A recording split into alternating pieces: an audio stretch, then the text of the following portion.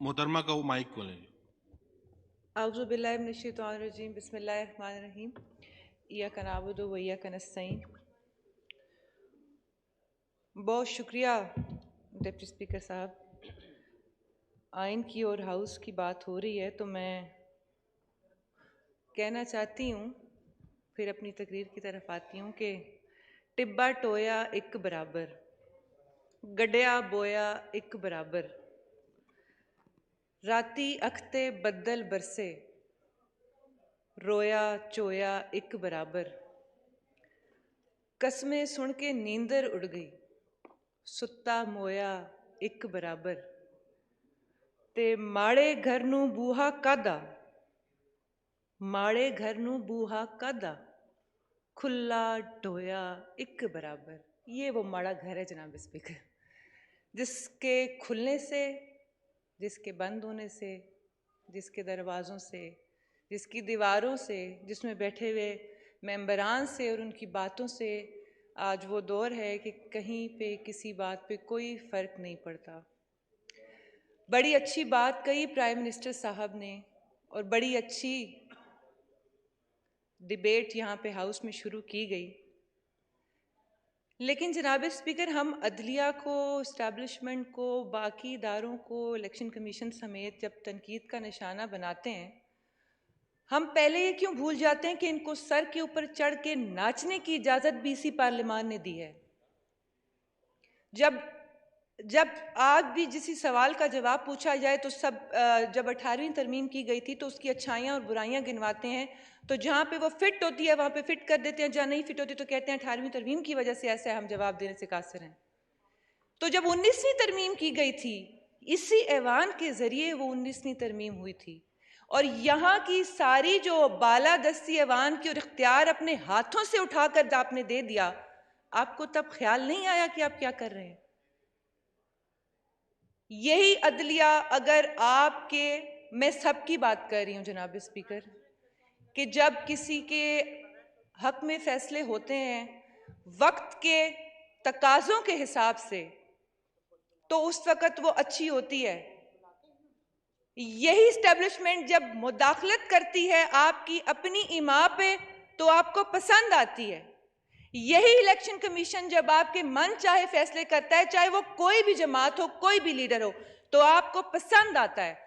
आपको नहीं पसंद आता तो वो फैसला जो आपकी मंशा के मुताबिक नहीं होता, हालात के हिसाब से, जो आपको सियासी फायदा दे सके या आपको जाती फायदा दे सके। इस पार्लिमान ने अपनी बेतौकीरी और बेहुरमती खुद करवाई है। इस पार्लिमान ने अपने इख्तियारात में खुद कमी की है।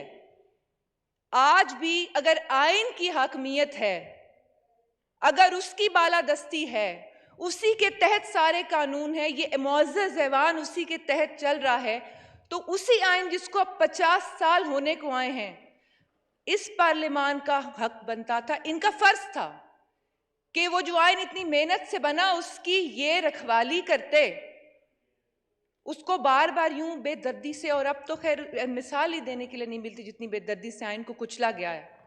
जो आइन में चीजें मुबहम थीं, जो जिनकी सही तरीके से नहीं समझ में आ रही थी, वो इस पार्लियामान का काम था कि उसके अंदर मजीद अमेंडमेंट्स करते, वो तरामीम की जाती जिससे चीज़ों की और वजाहत होती, तो बार बार चीफ जस्टिस साहब का दरवाज़ा न खटखटाना पड़ता, क्योंकि फिर वो डैडी बन जाते हैं और फिर वो जो कहते हैं वो सब करने लग जाते हैं, क्योंकि उनको सिर्फ इख्तियार दिया गया है तशरीह करने का, वो तो तब्दील भी करने बैठे हैं।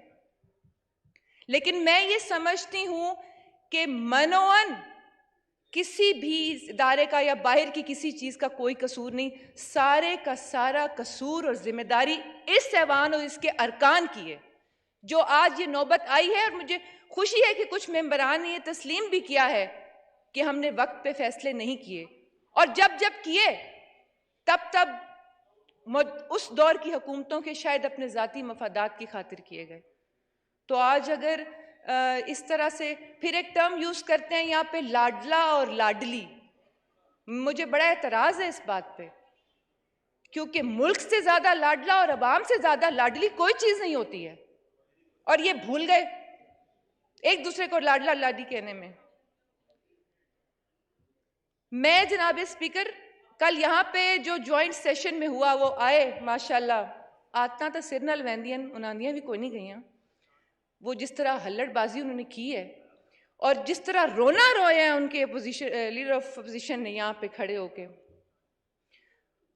जो वो बातें कर रहे थे कि ये हो गया वो हो गया, खवातीन के बारे में बड़ी उन्होंने बात की। एक ही खातून है बुशरा बीबी, कोई और खातून नहीं है। वो 3 मुलाजमों के साथ घर अकेली थी, एक तो अकेली थी, वो भी 3 मुलाजिम भी थे। ये समझ नहीं आई मुझे। 3 मुलाजमों के साथ घर अकेली थी बेचारी बुशरा बीबी। तो अब बेचारी वजिया की बेटी भी घर अकेली थी जो शादीशुदा भी नहीं है। बेचारी नुसरत पठान भी थी। हम तो अल्लाह माफ करे, हम क्यों अपने आप को बेचारा भी कहें। मैं भी हूं जिनके घरों के रात को 2-2 बजे दरवाजे तोड़े गए। मरियम के साथ क्या किया, उसके बाद कराची मस्जिद नबी में आपके लोगों ने, मतलब हमारे पास तो इतनी मिसालें हैं खवातीन के बारे में देने की। मरियम नवाज के बारे में आप खड़े होकर तकरीर में लीडर साहब क्या फरमा रहे हैं, मानी खेज जुमले कस रहे हैं उसके हस्बैंड का नाम लेके, और बुशरा बीबी ऊपर से उतरी हुई है। आपको ख्याल आ रहा है कि पुलिस ने ये कर दिया वो कर दिया, तो आपके अपने एमएनएस ने किया। लॉजेस में आके दरवाजे तोड़े गए, जहां जहां हमारे घर थे उनके दरवाजे तोड़े गए।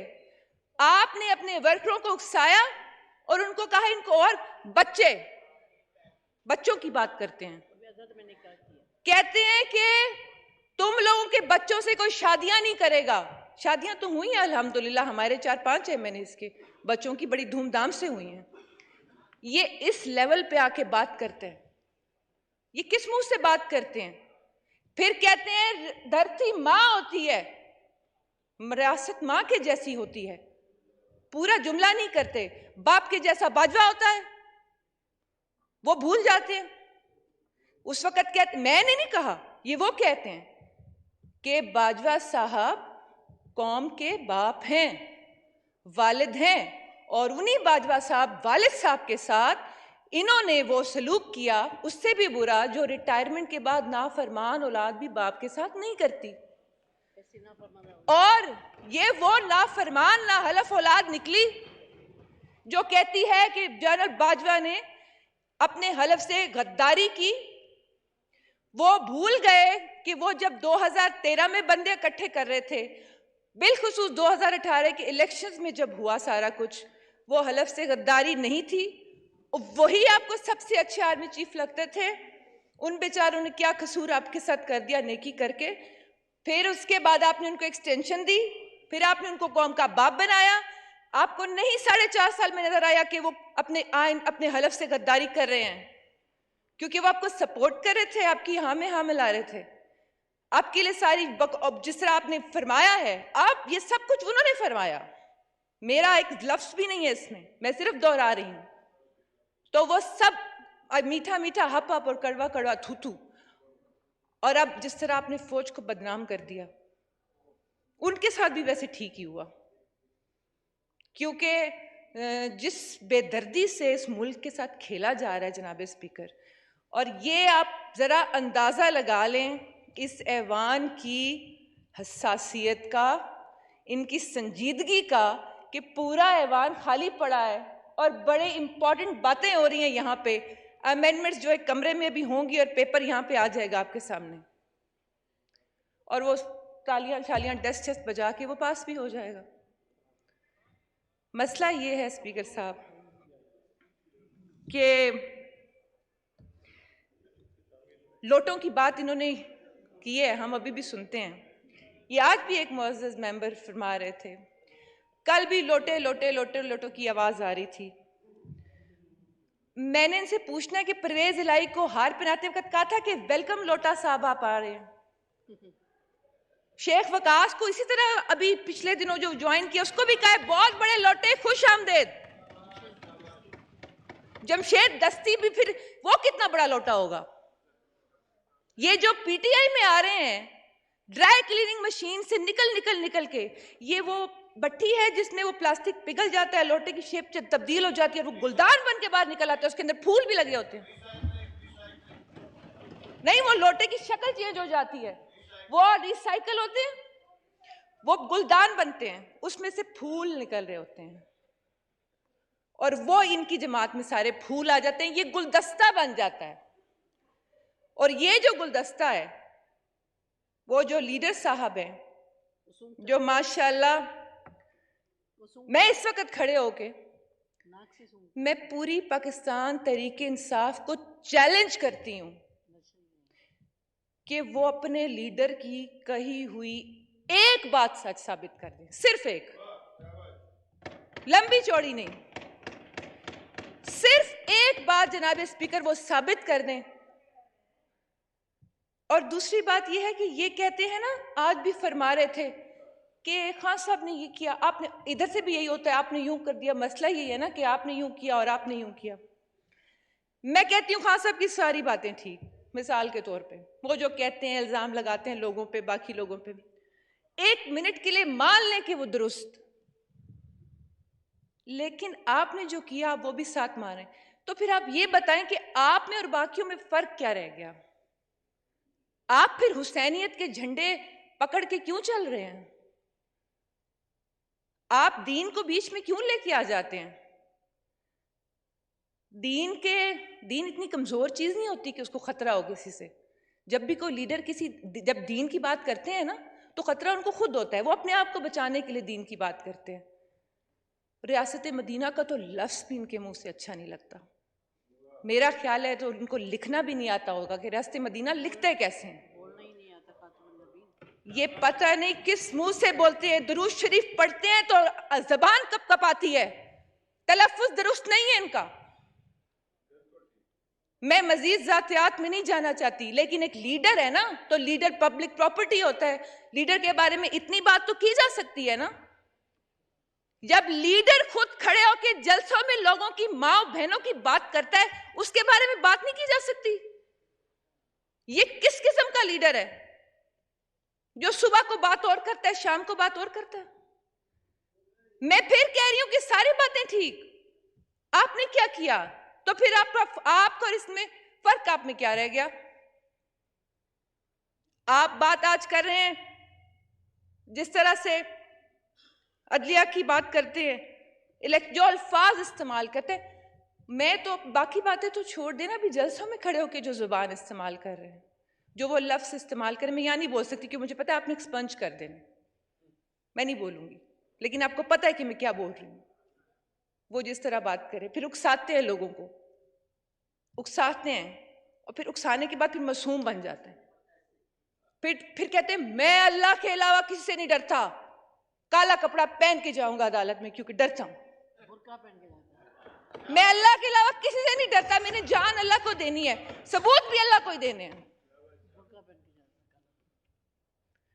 लोग हर मोड़ पे रुक रुक के संभलते क्यों हैं? इतना डरते हैं तो फिर घर से निकलते क्यों है? पीछे बाराती, आगे बैंड बाजा, आए दूल्हे राजा।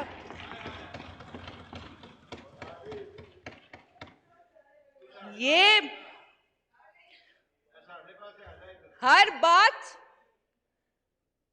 हर बयानिया, हर इल्जाम, सब कुछ गलत। मैंने अभी लोटों की बात की डिप्टी स्पीकर साहब, तो वही तो बात है ना कि वो उधर गुलदान बन जाते, इधर वो तो वेलकम करने का जैसे मैंने बताया है।